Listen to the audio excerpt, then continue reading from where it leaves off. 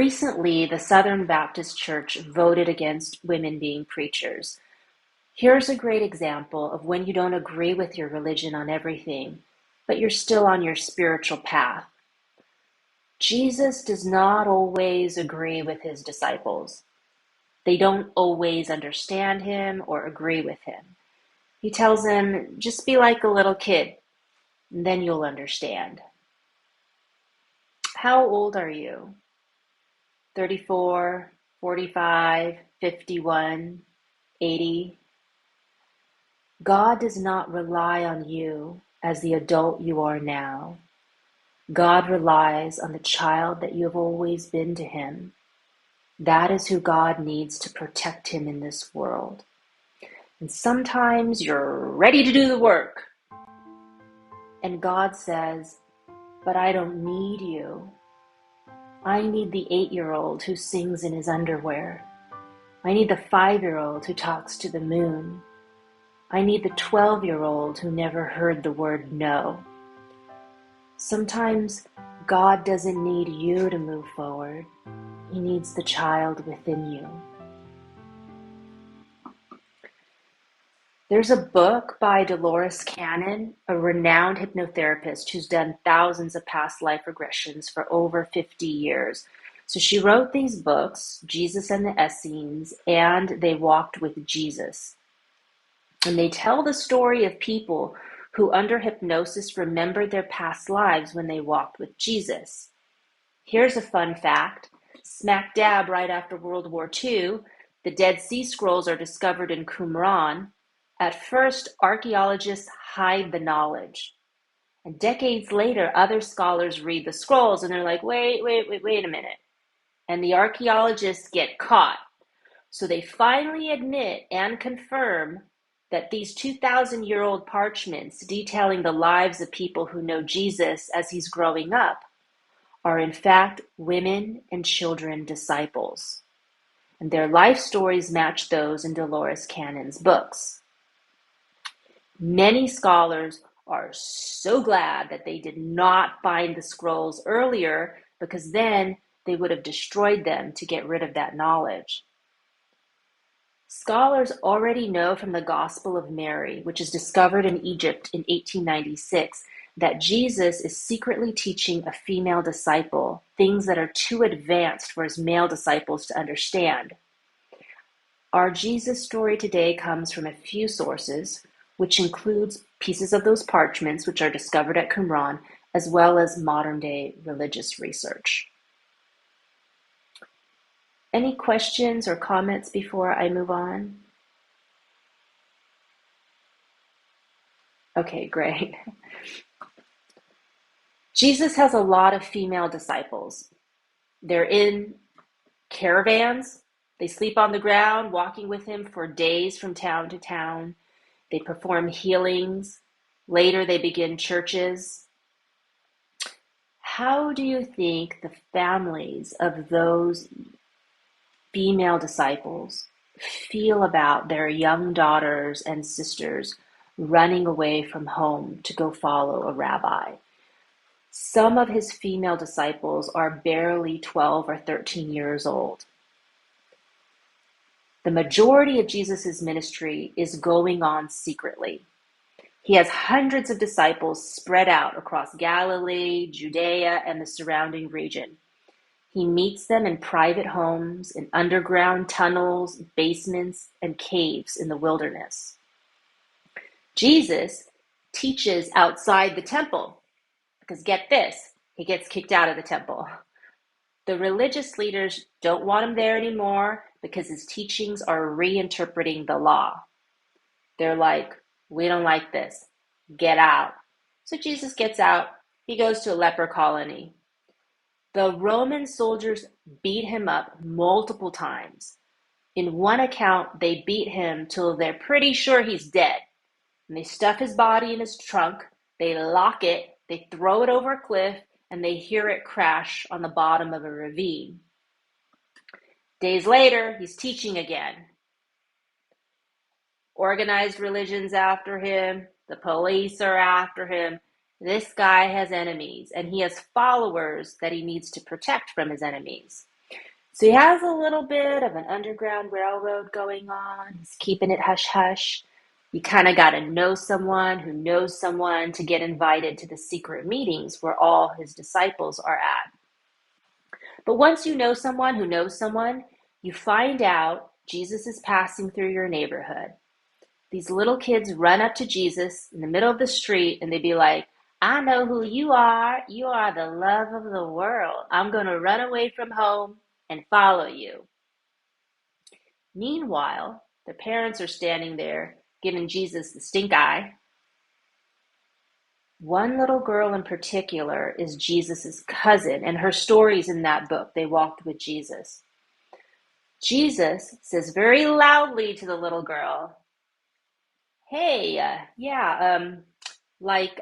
little girls and women cannot be my disciples. Ha ha ha. It's very laughable. Gives a little wave to her parents. And then he kneels down to her eye level and he's like, are you sure? And the little girl says to Jesus, there are voices in my heart telling me to follow you, that this is my destiny. And Jesus says, well, you got to do what you got to do. These are hard questions. I mean, you're only 12 years old. You should listen to your parents. Or should you listen to your heart? And the girl is like, but my parents tell me not to break the law.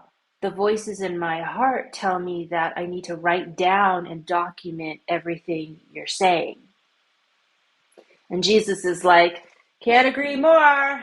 Women can't be teachers.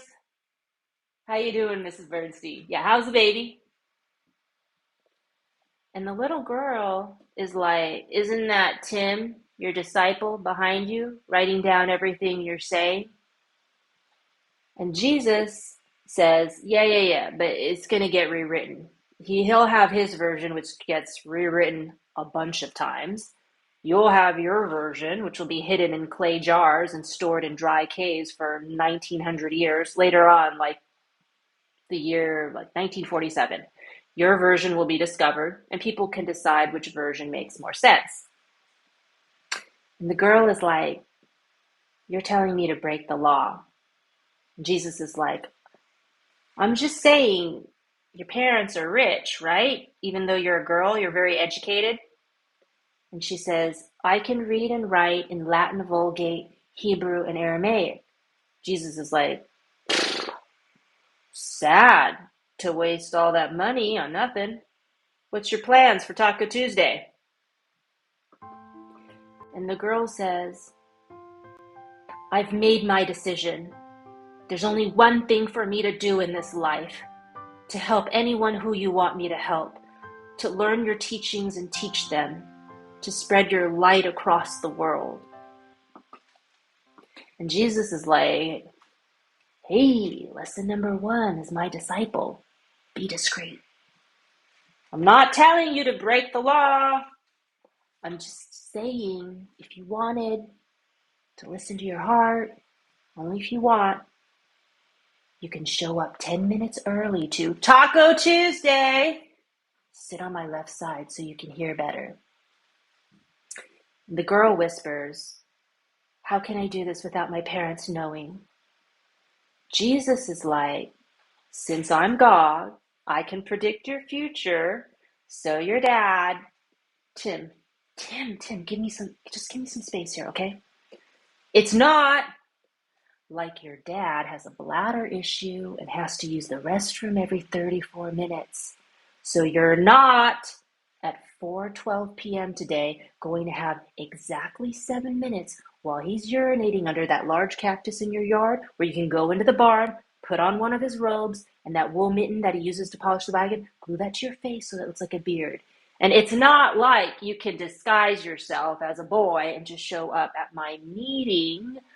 But if you did, you would probably not want to talk or say anything at all because you sound like a girl. And make sure to bring some clay tablets, so you can.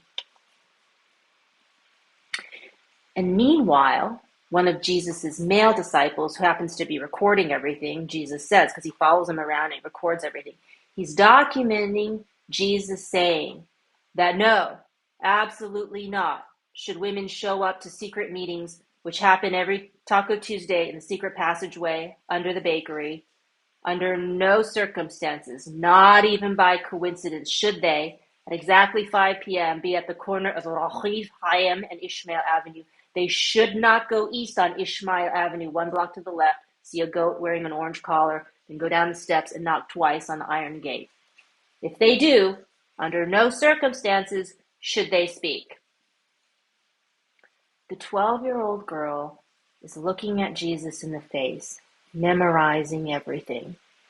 And Jesus says, I just want to make sure that you got the instructions on how not to violate any of the laws. So I need you to repeat them back to me, like verbatim. Do you need clay tablets? Because you're probably going to need like 7 or 8 of them. I'm not saying that you would take notes, but I mean, if you are going to violate that law, then here's a leather pouch with cloth. You can put the clay tablets in between the cloth so they don't crack when you walk. And anyways, he waves to her parents. Well, it's like 3 p.m. Just run along, go do your errands. In the meantime, take care of the leather pouch. Get the clay tablets. And as her parents are walking away, she's suddenly alone with her destiny, with Jesus. And she has a second thought. And she says to him, do you think I should wait till I'm grown up? And Jesus says, do this now, when you're 12. She asks, don't wait till I'm 21? And Jesus says, do this now, when you're the most powerful.